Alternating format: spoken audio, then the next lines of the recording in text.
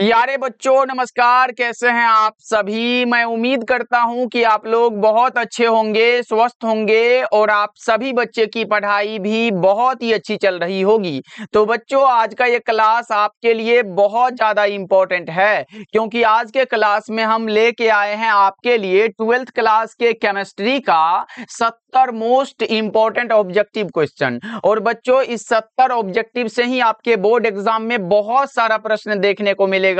तो इस क्लास को बिल्कुल ध्यान से देखिएगा और आज के क्लास में दिए जाने वाले सभी प्रश्नों को आप लोग अच्छे से याद भी करते चलिएगा।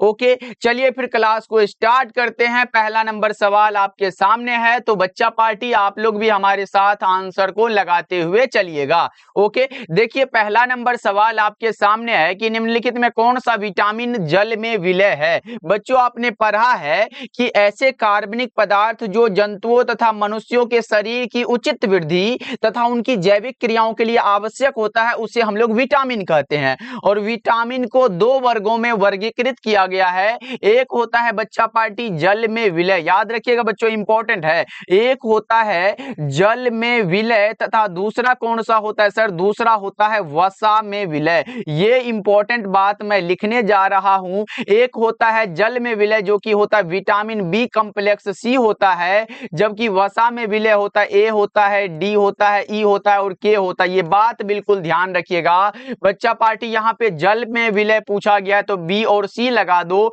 यहाँ कौन सा होगा, विटामिन बी दिया गया, करेक्ट हो जाएगा। क्योंकि ए डी ई जो है ये वसा में विलय है, इसलिए करेक्ट आंसर आपका ऑप्शन बी हो जाएगा। बच्चा पार्टी इतना चीज आप ध्यान रखिएगा, जितना भी मैं प्रश्न अलग से बताऊंगा वो अपने आप में एक इंपॉर्टेंट क्वेश्चन होगा, इसलिए बिल्कुल ध्यान से इस क्लास को देखो। इससे बहुत सारा प्रश्न आपका एग्जाम में बनने वाला है। चलो आगे बढ़ते हैं। दूसरा नंबर सवाल का जवाब बताओ, निम्नलिखित में कौन सा कारक अभिक्रिया के दर को प्रभावित करता है। अभिक्रिया के दर को प्रभावित करने वाले कारक जो है ताप होते हैं, दाब होते हैं, सांद्रण होते हैं, यानी कि ये सारे के सारे जो हैं सर ये अभिक्रिया के दर को प्रभावित करने वाले कारक हैं। ऑप्शन नंबर डी आपका बिल्कुल सही हो जाएगा। ओके चलो आगे बढ़ते हैं। अगला नंबर सवाल देखो, एंजाइम क्या होता है। मोस्ट रिपीटेड क्वेश्चन है बच्चों, बताओ एंजाइम क्या होता है। तो सर एंजाइम प्रोटीन है।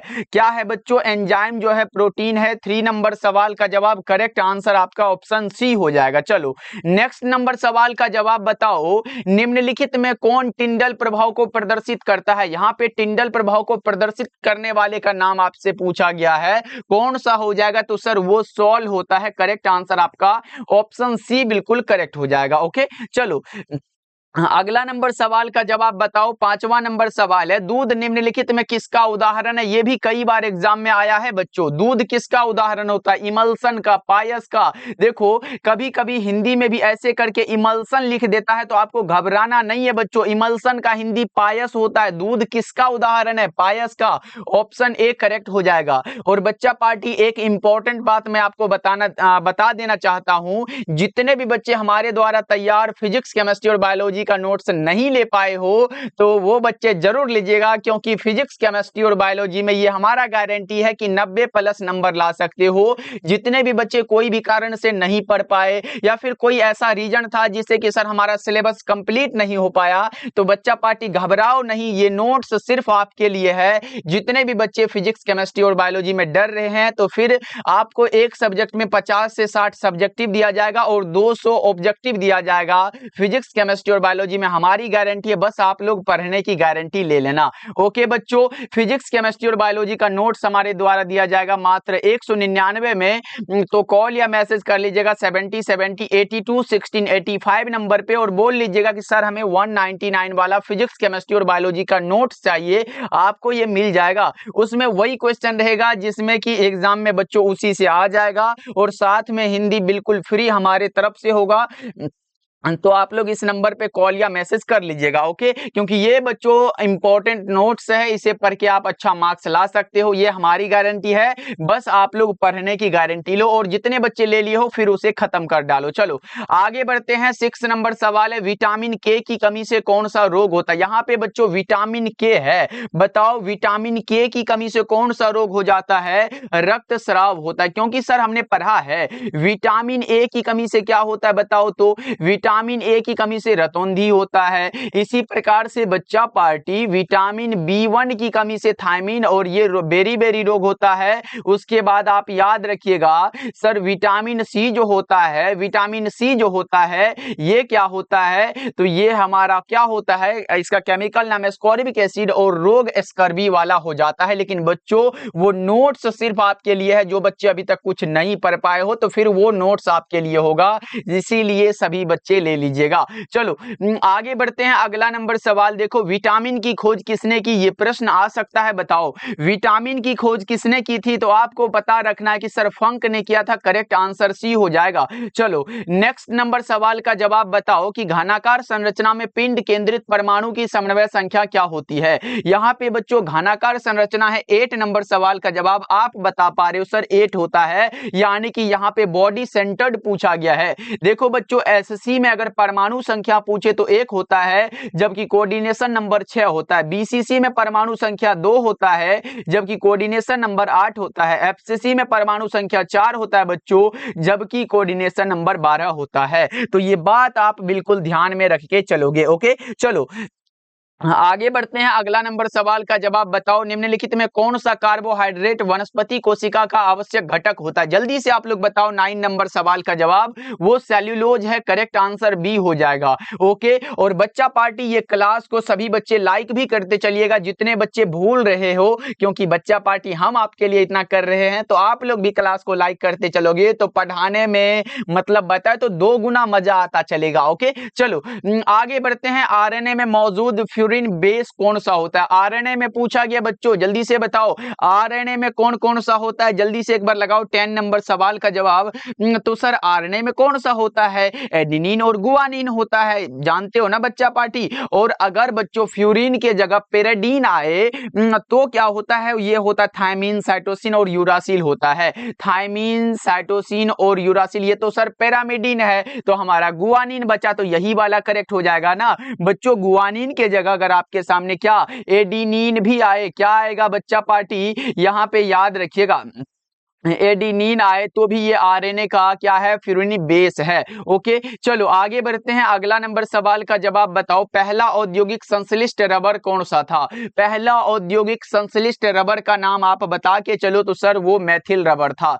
ऑप्शन ए करेक्ट हो जाएगा और ये एग्जाम में पूछा गया प्रश्न है। चलो आगे बढ़ते हैं। 12 नंबर सवाल देखो, सुक्रोज का जल अपघटन क्या कहलाता है। सुक्रोज का बच्चा पार्टी जल अपघटन बताओ।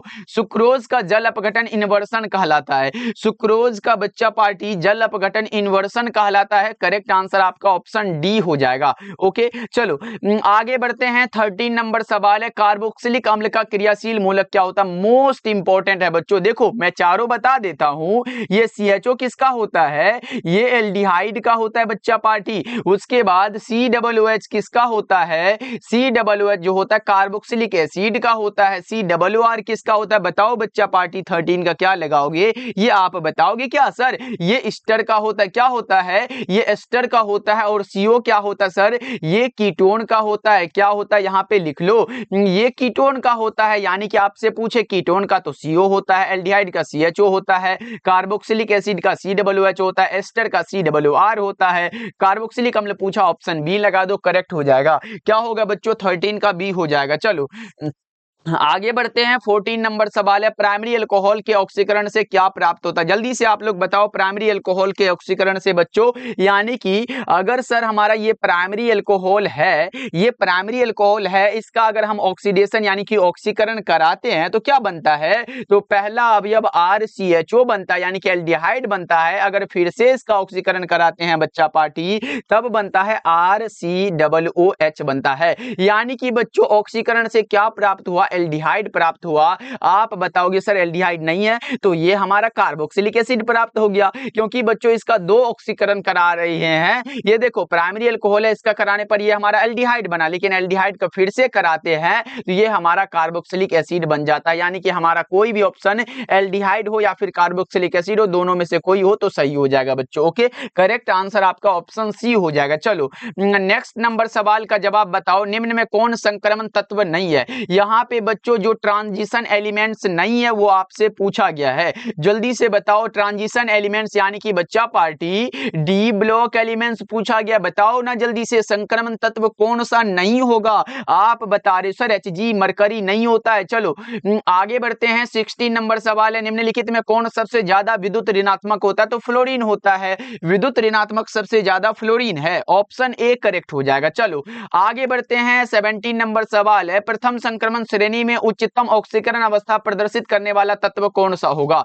बताओ 17 नंबर सवाल का जवाब बच्चों ऑप्शन डी हो जाएगा, मैग्नीज होता है। उच्चतम ऑक्सीकरण संख्या +7 हो सकता है। इसका कितना बच्चों? प्लस का 7 होता है। ओके चलो आगे बढ़ते हैं। 18 नंबर सवाल है, निम्नलिखित में से किस तत्व में 5F ऊर्जा स्तर क्रमिक रूप से बढ़ता है? अगर बच्चों 4F आए तो ये हमारा लेंथेनॉइड होता है। क्या होता है? यहाँ पे याद रखिएगा लेंथेनाइड होता है। जबकि आपके सामने अगर 5F आए तो ये एक्टिनाइड होता है। 18 का करेक्ट आंसर बी हो जाएगा। ओके चलो आगे बढ़ते हैं। अगला नंबर सवाल का जवाब बताओ, प्राथमिक अल्कोहल का सूत्र क्या होगा? प्राथमिक अल्कोहल है सर RCH2OH, जस्ट आपने बताया था ना। ऑप्शन ए हो जाएगा सही जवाब, क्योंकि ये हमारा सेकेंडरी है, ये टर्शियरी है और ये तो ये हमारा एल्डिहाइड है। ये क्या है बच्चों? ये एल्डिहाइड है। ये तो बताया था सर ने, तो गलत कैसे करोगे आप लोग? चलो 20 नंबर सवाल देखो, वात्या भट्टी की अंदरूनी परत बनी हुई होती है।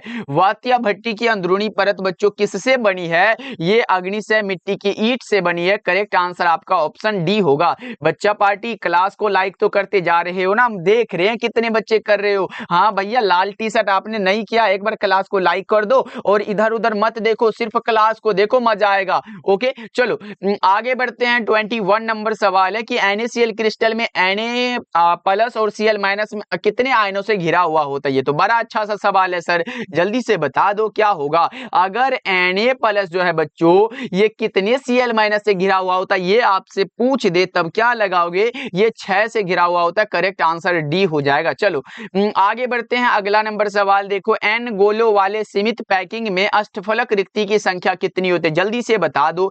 N गोलों वाले सीमित पैकिंग में अष्टफलक रिक्ति पूछा गया है। 22 नंबर सवाल का जवाब बताओ क्या हो जाएगा बच्चा पार्टी? जल्दी से, अगर आपसे अष्टफलक पूछे या फिर चतुष्फलक पूछे तो दोनों का अलग होता है बच्चों। अगर जैसे n वाला 4 हो जाता है हमारा, तो n 1 गुणा n करेंगे तो n हो जाएगा, यानी कि हमारा अष्टफलक वाला क्या हो जाएगा बच्चा पार्टी? ये हमारा n हो जाएगा। लेकिन अगर चतुष्फलक आए तो क्या लगाओगे? 2 गुणा n करना, तो ये हमारा क्या हो जाएगा? 2n हो जाएगा। तो ये बात भी आप ध्यान रखिएगा, ये चतुष्फलक के लिए होता है। चलो आगे बढ़ते हैं। अगला नंबर सवाल का जवाब बताओ, निम्नलिखित में से किस प्रकार के दोष में क्रिस्टल के घनत्व में कमी आती है? यहाँ पे क्रिस्टल का घनत्व कम हो रहा है बच्चों शॉर्टकी में। हमने ये बताया था शॉर्टकी दोष के कारण क्रिस्टल का घनत्व कम हो जाता है, जबकि फ्रेंकल दोष के कारण क्रिस्टल का घनत्व अपरिवर्तित होता है। ओके चलो 24 नंबर सवाल का जवाब एक बार बता दो कि किसी तनु घोल के अनुसंख्यक गुणधर्म निर्भर करता है।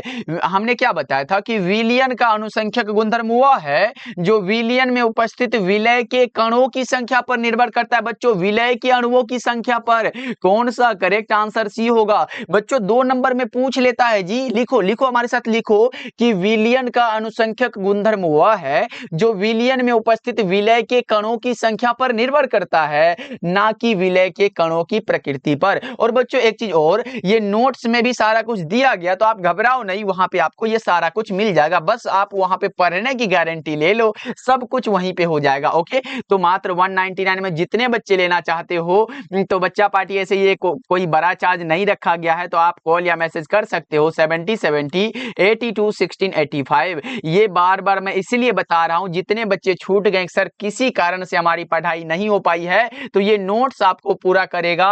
इसमें जो भी क्वेश्चन रहेगा वो सारा का सारा इंपॉर्टेंट रहेगा, बस आप पढ़ लो तो आपका एग्जाम अच्छा नंबर आ जाएगा। ओके बच्चों चलो आगे बढ़ते हैं। और हिंदी फ्री बताए हैं तो वो बिल्कुल फ्री हम देंगे। चलो आगे बढ़ते हैं बच्चों। निम्नलिखित में कौन द्वितीयक सेल है? बताओ तो लेड स्टोरेज बैटरी है। करेक्ट आंसर आपका ऑप्शन बी हो जाएगा, द्वितीयक सेल पूछा गया। चलो नेक्स्ट नंबर सवाल का जवाब बताओ, किसी अभिक्रिया का वेग स्थिरांक किस पर निर्भर करता है? टेम्परेचर पर निर्भर करेगा। किस पर निर्भर करेगा भैया? टेम्परेचर पर करेगा ना, तो ऑप्शन ए लगा दीजिए। चलो आगे बढ़ते हैं। 27 नंबर सवाल है, प्रथम कोटि की अभिक्रिया के लिए वेग स्थिरांक की क्या इकाई होती है?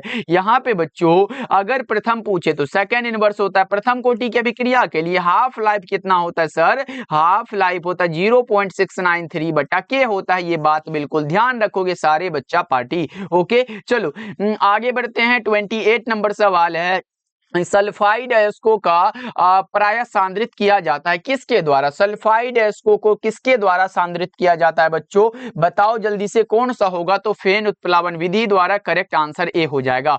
ओके बच्चों चलो आगे बढ़ते हैं। अगला नंबर सवाल का जवाब बताओ बच्चा पार्टी। आज थोड़ा सा तबीयत खराब है इसलिए सभी बच्चे लगाते चलिएगा। सल्फर के कितने अणु होते हैं एक बार बताओ? सल्फर के कितने अणु होते हैं एक बार जल्दी से बताओ? ये अष्टपरमाणविक होते हैं। सल्फर बच्चों अष्टपरमाणविक होते हैं। ऑप्शन नंबर डी हो जाएगा। सल्फर के अणु अष्टपरमाणविक होते हैं। ओके चलो आगे बढ़ते हैं। 30 नंबर सवाल है, विटामिन B12 में क्या रहता है सर? बताओ एक बार। विटामिन B12 में रहता है कोबाल्ट। क्या रहता है? कोबाल्ट का ये रहता है। अच्छा विटामिन B12 का केमिकल नेम कितने बच्चे को पता है? जिसे हम लोग साइनोकोबाल्मिन कहते हैं। ये बात आप याद रख के चलिएगा। चलो आगे बढ़ते हैं। अगला नंबर सवाल है, निम्नलिखित में किसका शून्य द्विध्रुव आघूर्ण होता है? यहाँ पे बच्चों शून्य द्विध्रुव आघूर्ण जो है ये किसका होता है ये बताओ? तो ये होता है CCl4 का। ओके चलो आगे बढ़ते हैं। अगला नंबर सवाल का जवाब बताओ, क्लोरोफॉर्म किससे प्राप्त हो सकता है? क्लोरोफॉर्म बच्चा पार्टी किससे प्राप्त होता है? एथेनॉल से प्राप्त होता है क्या? 32 नंबर सवाल का जवाब आप बी को लगा दो, करेक्ट हो जाएगा। ओके चलो क्योंकि आपको पता है कि एथिल अल्कोहल के द्वारा क्लोरोफॉर्म प्राप्त होता है, आप बिल्कुल ध्यान रखिएगा। क्लोरोफॉर्म क्या होता है सर? CHCl3 होता है क्या? ये बात आप याद रखिएगा। CH होता है और Cl3 होता है। ओके चलो आगे बढ़ते हैं। अगला नंबर सवाल का जवाब बताओ। अगला नंबर सवाल आपके सामने है 33 नंबर सवाल, साबुन क्या होता है भाई?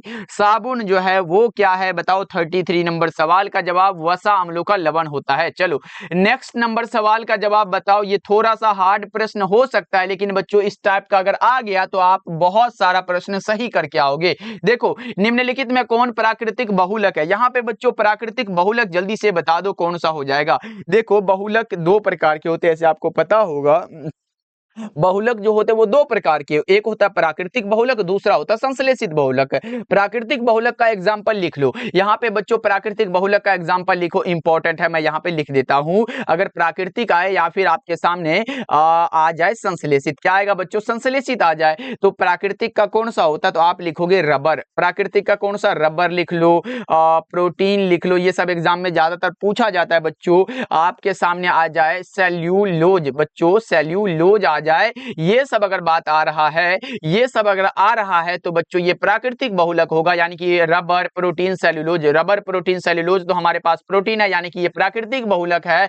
और बच्चा पार्टी नीचे तो देख रहे हो ना, नायलॉन हो गया, बेकेलाइट हो गया, ये सब क्या होता है? ये संश्लेषित बहुलक होता है। ओके चलो आगे बढ़ते हैं। अगला नंबर सवाल का जवाब बताओ। ये देखो संघनन बहुलीकरण का उत्पाद क्या होता है? संघनन बहुलीकरण का उत्पाद बच्चा पार्टी नायलॉन 66 होता है। करेक्ट आंसर डी हो जाएगा। चलो आगे बढ़ते हैं। भोपाल गैस त्रासदी में जो विषैली गैस निकलती है वो कौन सी थी? बताओ जल्दी से कौन सा होगा? 36 नंबर सवाल का जवाब वो था मिथाइल आइसोसाइनेट, यानी कि कौन सा सूत्र है? ये वाला मिथाइल आइसोसाइनेट का। चलो आगे बढ़ते हैं। 37 नंबर सवाल है, निम्नलिखित में कौन गैमेक्सिन है बच्चों? गैमेक्सिन पूछा गया आपसे, वो होता है benzene hexachloride. Correct answer C हो जाएगा, बेंजीन हेक्साक्लोराइड, इसी को गैमेक्सिन कहते हैं बच्चों। चलो आगे बढ़ते हैं। अगला नंबर सवाल का जवाब बताओ। निम्नलिखित में कौन क्रिस्टलीय ठोस नहीं है? यहाँ पे बच्चा पार्टी क्रिस्टलाइन सॉलिड जो नहीं है वो पूछा गया है, तो आप याद रख के चलना।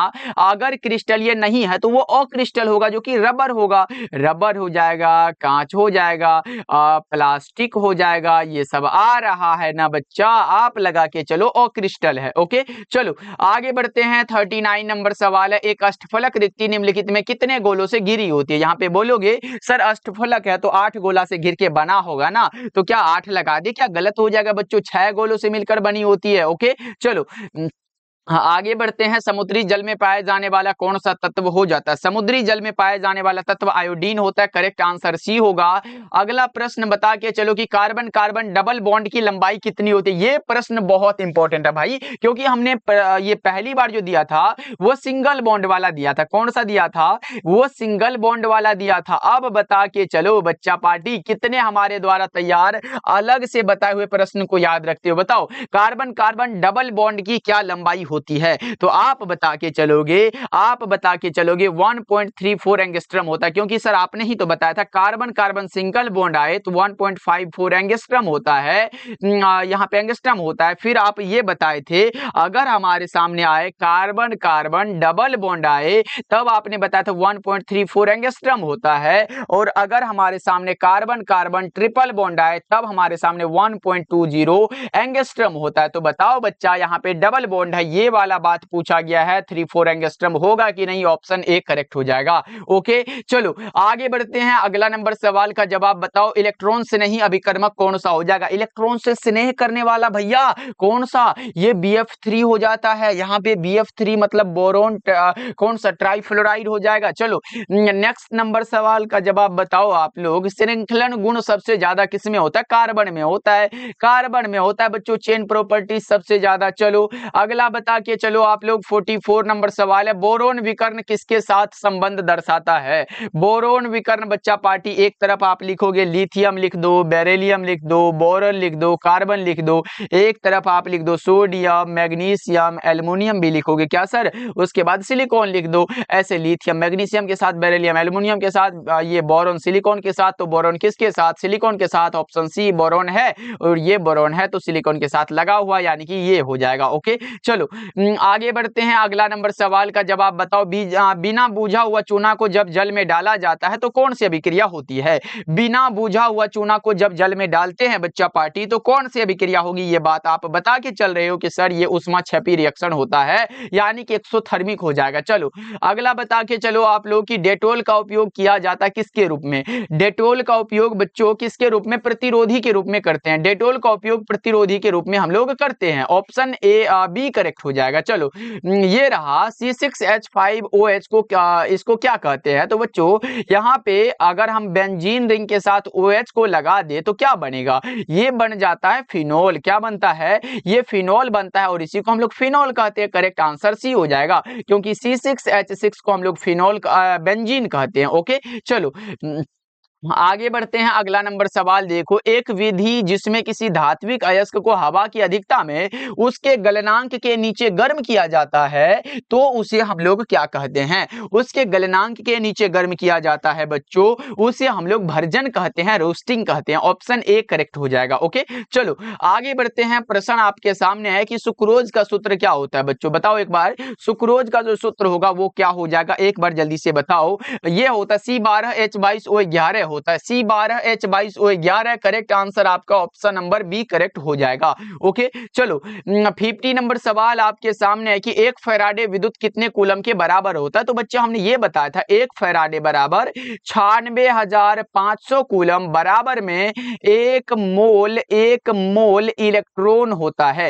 एक मोल इलेक्ट्रॉन होता है। तो बच्चा पार्टी 96,500 कूलम कहाँ है? 96,500 कूलम करेक्ट आंसर ए हो जाएगा। ऐसे एडजेक्ट में बताऊं तो 96,494 कूलम होता है, ना कि 500, इसलिए लगभग में 96,500 को हम लगभग में लिखते हैं बच्चों। ओके, चलो आगे बढ़ते हैं। अगला नंबर सवाल का जवाब एक बार बताओ, ये रहा, निम्नलिखित में कौन सा ऑक्साइड लौह चुंबकत्व को प्रदर्शित करेगा? सबसे ज्यादा तो CrO2 है। करेक्ट आंसर ए हो जाएगा। लौह चुंबकत्व वैसे ये भी प्रदर्शित करता है, लेकिन ज्यादातर सही ऑप्शन ए है। चलो आगे बढ़ते हैं। 52 नंबर सवाल है, लोहे का कौन सा अयस्क है? क्या वो मैग्नेटाइट है, सिडेराइट है, हेमेटाइट है, या फिर इनमें से सभी? तो बहुत सारे बच्चे हेमेटाइट लगा रहे हैं, लेकिन गलत है, इनमें से सभी होगा, क्योंकि बच्चों यहाँ पे आपसे लोहे का मुख्य अयस्क नहीं पूछा है। अगर लोहे का मुख्य अयस्क पूछे बच्चों तो हेमेटाइट क्या होता है? लोहे का मुख्य अयस्क होता है। हेमेटाइट लोहा का मुख्य अयस्क है, ये बात बिल्कुल ध्यान रखिएगा। अभी का डी लगा लो आप लोग। चलो आगे बढ़ते हैं। कौन कार्बनिक यौगिक सिल्वर मिरर जांच देता है? कौन सा कार्बनिक यौगिक है बच्चा पार्टी जो सिल्वर मिरर जांच को देगा? वो HCOOH होता है। करेक्ट आंसर आपका बी हो जाएगा। चलो नेक्स्ट नंबर सवाल का जवाब बताओ, सिरका में कौन सा अम्ल पाया जाता है? ये तो बहुत इंपॉर्टेंट है जी। ये एसिटिक अम्ल किसको नहीं पता है? एसिटिक अम्ल किसको नहीं पता है? किसको नहीं पता है? सर हमें नहीं पता है तो आप बता दो ना। CH3COOH जिसे हम एसिटिक एसिड कहते हैं। ओके, ये बात बिल्कुल ध्यान रखिएगा क्योंकि एग्जाम में कई बार पूछा जा चुका है। ओके चलो आगे बढ़ते हैं। 55 नंबर सवाल है, CONH2 को क्या कहा जाता है? CONH2 को एमिडो ग्रुप कहा जाता है। CONH2 को बच्चा पार्टी एमिडो ग्रुप कहा जाता है। 55 का करेक्ट आंसर ए हो जाएगा। ओके चलो नेक्स्ट नंबर सवाल का जवाब बताओ, बेरवादार ठोस पदार्थ कौन सा? बेरवादार कहने का अर्थ है कि नॉन क्रिस्टलाइन सॉलिड, जिसे आप एमॉर्फस सॉलिड कहते हो बच्चों। बताओ कौन सा? कांच होगा, रबर होगा, प्लास्टिक होगा? तो ये सभी बेरवादार है जी, इनमें से सभी करेक्ट आंसर डी हो जाएगा। ओके चलो आगे बढ़ते हैं। 57 नंबर सवाल है, कैल्शियम फॉर्मेट का शुष्क स्रवण क्या देता है? कैल्शियम फॉर्मेट का बच्चा पार्टी शुष्क स्रवण जो है वो फॉर्मेल्डिहाइड बनाता है। करेक्ट आंसर ए होगा, HCHO होगा। ओके चलो अगला बता के चलो, इथाइन में पाई बॉन्ड की संख्या कितनी होती है? इथाइन में पाई बॉन्ड की संख्या कितनी होती है? तो 2 होती है। अच्छा बच्चों ये बताओ, एनिलीन में पाई बॉन्ड की संख्या कितनी होती है? एनिलीन का बता के चलो, तो एनिलीन में 3 होता है, याद रखिएगा। इथाइन पूछे 2 लगाना, एनिलीन पूछे 3 लगाना, क्योंकि दोनों एग्जाम में पूछ लिया है। चलो आगे बढ़ते हैं। 58 नंबर सवाल है, आधुनिक आवर्त सारणी किसने बनाया?